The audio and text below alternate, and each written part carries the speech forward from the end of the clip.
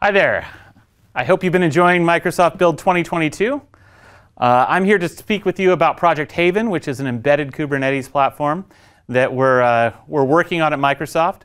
And I'm really looking forward to the session with you today. My name is Jason Farmer. I'm a Principal Program Manager lead in the Azure Edge and Platform team, also working with Windows IoT and a number of other technologies. And so I want to take you through this project we're working on. Excited to share it with you today. We're going to get started by setting the scene a little bit, because this particular platform and project needs a little bit of tee up. Some of you may have seen this setup before, but at Microsoft we speak a lot about the intelligent edge and the intelligent cloud, and hopefully these are kind of familiar graphics. And solutions across IoT and 5G and edge computing and AI, et cetera, they really span from the intelligent edge to the intelligent cloud. And within that sort of span and environment, we see a lot of different scenarios that play out. So when you think about what is a connected environment and what can benefit from being connected to an intelligent edge and intelligent cloud, there are a number of different spaces that we look to: retail, manufacturing, cities and government, smart spaces, healthcare, etc. And in every one of these cases, they're looking to use the edge for compute and the cloud for data and compute in order to optimize their operations, reduce their costs, and provide breakthrough experiences. The reality is that we've been working on this problem, this space, for a long time. And we've come to the conclusion that you can't just push data around, right? You can't just do the direct connect stuff. You actually have to create some semantics on top of these spaces. And the concept for the last few years that's become quite popular, and we have products around at Microsoft, is the digital twin, which is really a digital replica of your physical space. And the reason I'm talking about digital twins at the beginning of a Kubernetes talk is because it's really important that we ground ourselves in what's the point of having a fabric platform on which to do all this compute. And ultimately, it's to make sure that you can fully replicate this environment, that you can move from edge to cloud seamlessly, and that you can create these kinds of high-value experiences that will reduce costs and provide the breakthrough experiences I talked about before. In the world of cloud to edge, we look at the cloud and we say, that's where rapid innovation is happening. That's where the AI and ML is happening. That's where we're doing, hot path, cold path, warm path sort of data processing. And we're doing the really high-value work that helps us be able to reduce costs on the edge and come up with new scenarios and create new revenue streams. The reality is that legacy solutions that exist out there are sending some telemetry, but it's just a bit. The reality is that the edge is the place where we're going to be able to do some filtering and processing of information and optimize what makes it up into the cloud, so that we can have the most relevant information available there to utilize for cloud processing, and also create flexibility. So you can run things on the edge or run things on the cloud. They can be the same sort of applications, and that you have the same sort of interfaces and primitives available for you, so that your applications are portable. And so the important question then comes is what's Kubernetes in this edge computing world? I want to give one more kind of grounding take here that I think is important. We've talked for a number of years now about the north-south edge when we talk about kind of embedded scenarios, IoT scenarios. We've talked about Azure IoT Edge. We've talked about eFlow, which is IoT Edge for Linux on Windows. Another great session to check out if you want to learn more about eFlow. And when you're doing the IoT Edge style north-south development, you do get a bunch of advantages. You get advantages right away with cloud native development, microservices, the ability to do modular designs, kind of 12-factor apps, things like that. You get to inherit all of the cloud development practices. So you get your DevOps pipelines. You get your diagnostic systems. You get kind of all the root of trust and the observability capabilities and key stores, et cetera, that come along with all the cloud value. And you can reduce your connectivity costs, right? You can do some edge processing. You can send keyframes to the cloud only when you need to. East-West adds another dynamic to this. So when I talk about East-West, I'm really talking about now being able to move workloads or develop microservices that span across multiple machines. So it's really in the horizontal on the edge, in addition to having that connection on the vertical up to your cloud. And on the horizontal to the edge, you're shifting workloads across different pieces of hardware. And you're able to optimize for microprocessor cores that perhaps aren't being used or latently available. You can have eventually, in the near term, fabric bursting, where you can move a workload from one Kubernetes cluster to another. And maybe that cluster is on the edge, maybe it's on your embedded edge, like kind of PC class hardware.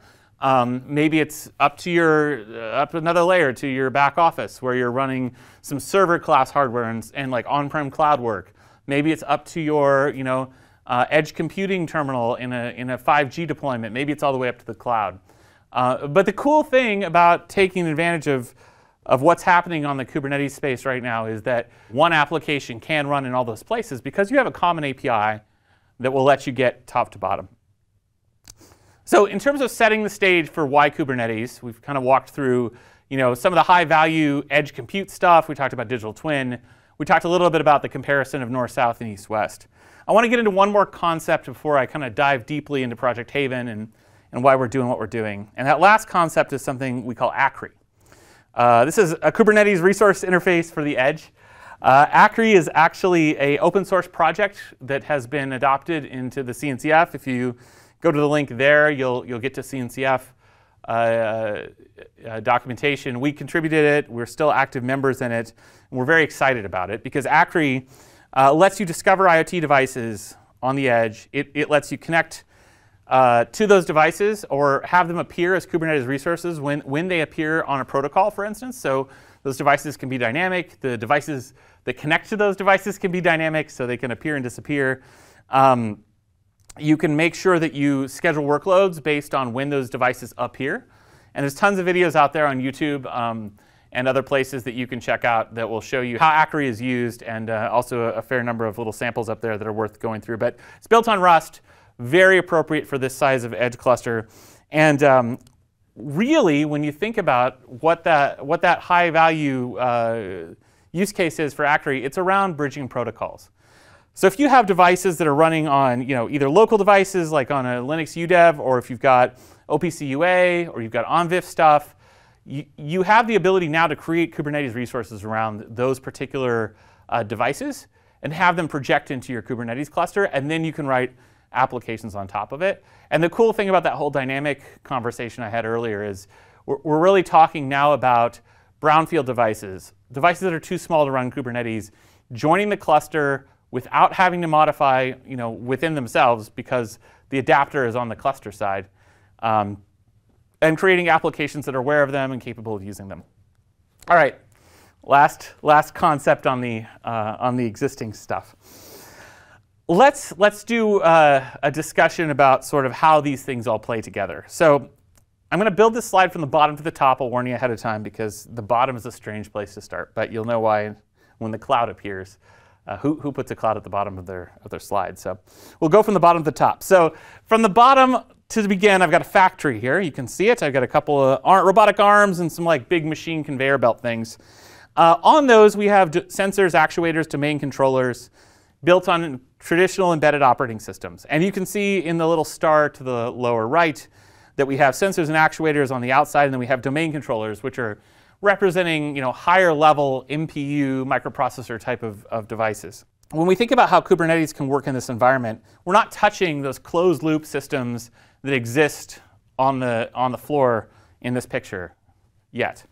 What we're going to do is project from the bottom up into the next layer. And so what we have on this next plane is representing really an IP layer. And you can see that the domain controllers and sensors come up and are exposed kind of virtually within the IP layer. They're addressable. You can also see in the middle there a set of compute. And there's 4 boxes. Kind of looks like a Windows flag. There's 4 boxes, and then it says plus 2 lighter colored boxes. That's really the expandable hardware compute that we're talking about. And then we've got Akri with the ability to go out and get all kinds of those sensors and actuators and project them into that compute space, which is where our cluster lives. So if you're familiar with Kubernetes pictures, you'll see here like pods, floating around, all interconnected as a fabric. That is across all those machines. So all those compute cores we have are sharing that fabric. Pods of containers can move across them. And we can balance the workloads, or we can deploy microservice workloads that have multiple containers across multiple machines. You also have access to push through from here to GPUs. So you can do accelerated workloads on top of things like CUDA and NVIDIA GPUs or OpenVINO iGPUs, things like that. The last bit of this picture that kind of talks about our capabilities is a digital twin in the upper right corner, which is our factory ghostly represented. And then the idea of data-centric, data plane type services, stream analytics, cognitive Azure ML, stuff like that where you're getting data value out. And then control plane type services, right? So we're talking about Azure Arc and kind of all of the extensions that go along there, observability, et cetera. I'm sure there's sessions at Build to learn more about that stuff. But that's the way that we're looking at this applying to this factory scenario. And so to that we bring what is Project Haven. At Microsoft, we've got this intelligent cloud and intelligent edge vision. At the top, there's the cloud. At the bottom, the edge. In the cloud, we've got a whole bunch of different capabilities we've talked a bit about. We don't have to unpack them all here. But what I want to do for a second is talk about where other Kubernetes investments at Microsoft sort of sit on the strata. And so the first one I just revealed is AKS on Azure Stack HCI. That's GA. That's generally available there. On the right-hand side, kind of heavier stuff. Azure Stack HCI, server-based stuff, that's where that runs. In the middle, we've got this preview. It's currently a private preview. I'll get into more details in a second, which is where Project Haven sits. And that's really on this microprocessor-sized stuff. There's Windows IoT Enterprise there, and we also have other PC class stuff. You could just think Windows Pro, right? Your PC at home. And then all the way to the left, obviously we have product in that space around Azure Sphere. We have things like Azure RTOS. But I also think that's an interesting place to conceptualize putting that Akri piece that we talked about. Devices that maybe aren't really a part of a cluster, but are able to project things into the cluster and bring the value there. So at its core, Project Haven is a Microsoft-supported Kubernetes platform. You locally install nodes onto a single or onto multiple machines.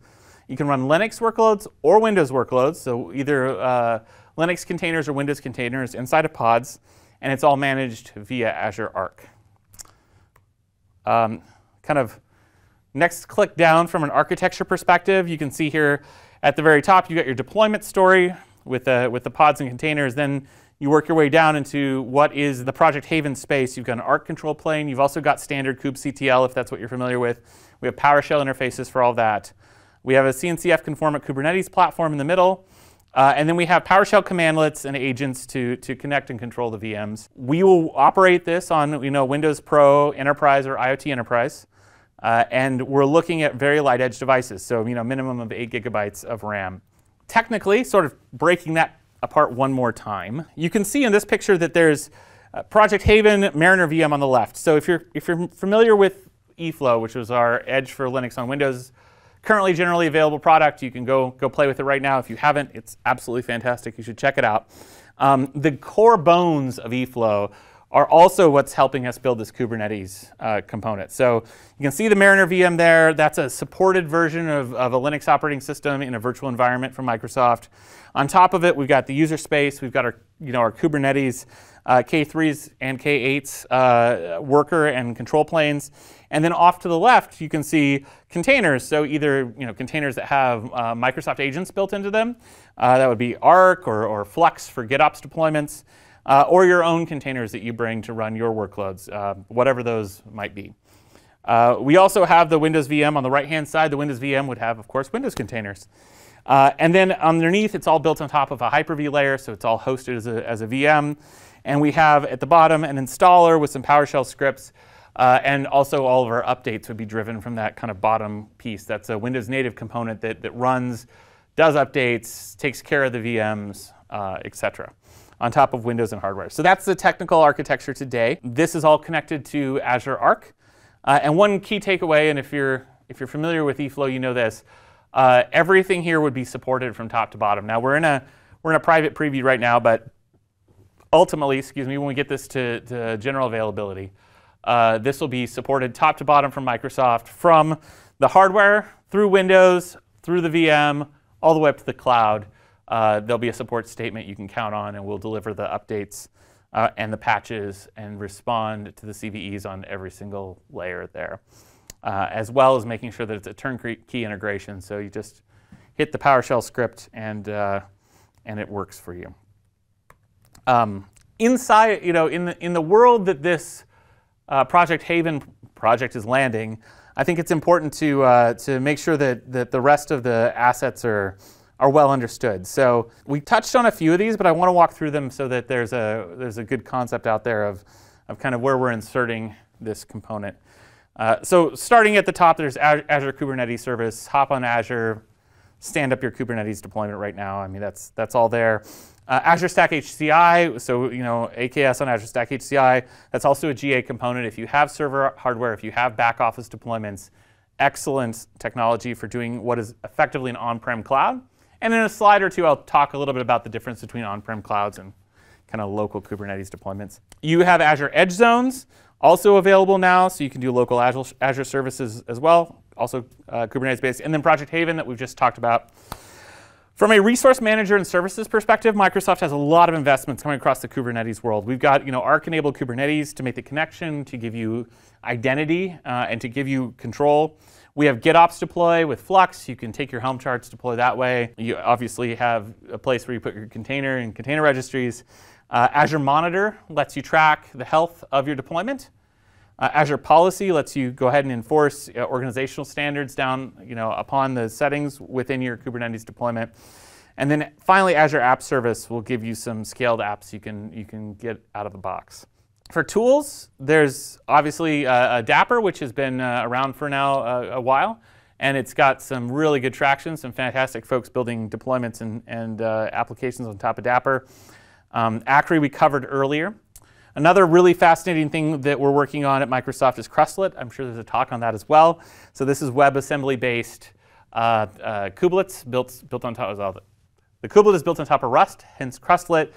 The real target is running WebAssembly-based workloads as kind of a surrogate container capability. And then finally, Visual Studio Code extensions exist for development. A bunch of these projects have come out of our Deis Labs organization. Some of them, have also gotten picked up by CNCF, as I mentioned earlier. So places to find those there. A couple more sort of just break it down slides to help folks through the story here. The embedded edge, the Project Haven thing on the left, AKS, Azure Stack HCI on the right. This is a little bit of a work to get through, so I'll take you through slowly. On the left-hand side, let's start with Project Haven, where we're really talking about an embedded Kubernetes cluster you're going to deploy. You can stand up 1 or 2 VMs. You see that first fly out there, 1 or 2 VMs on any given piece of hardware, 1 Linux VM, and then an optional Windows VM if you're going to add it. On that piece of hardware, you'll go in and manually configure how much compute you want to donate to that VM and how much storage you want to donate to that VM. Those are actually, there's default settings, but you can manipulate them with the PowerShell. And then finally, there's kind of standard networking that it applies. That's just physical networking between those machines. So in that world, single VM, dedicated compute and storage configured as is, and then physical networking that ties everything together. On the right-hand side, what you've got is the IT Edge, and the IT Edge is really AKS on Azure Stack HCI. This is an on-prem cloud. And what I mean by on-prem cloud is there's a lot of elasticity in this deployment. Those VMs that you see there, they can spin up as necessary to run various microservice-based applications, and they can spin back down. You will not have that on the left-hand side. You can set up multiple clusters if you want to. Those also can be super elastic. They come up, they come down. The hardware from a Kubernetes perspective is all virtualized. So you've got compute, storage, and virtual networking all virtualized. Everything is just one big resource that you can just spin up and span VMs across. And then obviously at the very bottom, there is still some physical networking between the boxes. But that's the real key difference between these two offerings. Well, one is in private preview, one is in GA. But the other really important thing to think about is one's really an on-prem cloud for IT Edge, and the other one is seeking to provide a Kubernetes API to these embedded scenarios. So that's the difference between the Project Haven work that we're doing and the AKS on Azure Stack HCI. One other sort of this versus that slide that I think is worth taking folks through is eFlow, which is Azure IoT Edge for Linux on Windows, versus Project Haven, and sort of what are the differences between those things. So eFlow is generally available today. It's a single machine system. You can run Linux IoT Edge modules on it right now. It is IoT Edge based, so all the IoT Edge module twins, interfaces that you're familiar with there exist in this space. There's a module marketplace for IoT Edge that goes along with it, and it's free. On the right-hand side with Project Haven, private preview, we will have a multi-node or multi-machine cluster capability coming. That is a difference. We are going to land Windows containers in addition to Linux containers. So if you're on the IoT Edge Windows deployments right now, which is not eFlow per se, but is just the Windows stuff, the place that you can come when you're ready to will be the Project Haven solution for hosting Windows containers and orchestrating them from the cloud. Just kind of unpacking this a little bit more, of course, you've got Azure Arc for your control plane. You've got IoT Hub, SDK, and the ability to push packets up there from your microservices for the data plane and the Kubernetes ecosystem. And at the bottom of this slide, I just wrote some there's lots of different ways to build your containers. There's lots of different dependencies you can take on them. But a very simple sort of rubric to use is you can build a container that has absolutely no runtime dependencies, and you can take that container and run it anywhere. Or you could make one that is dependent on some IoT Edge primitives. Cloud to device, device to cloud interfaces, things like that, the identity that comes from IoT Edge. And if you do that, you're going to basically be in the IoT Edge space. Similarly, there's identity and CRDs and all those kinds of things that come along in the Kubernetes space. You can create a container that is very Kubernetes centric.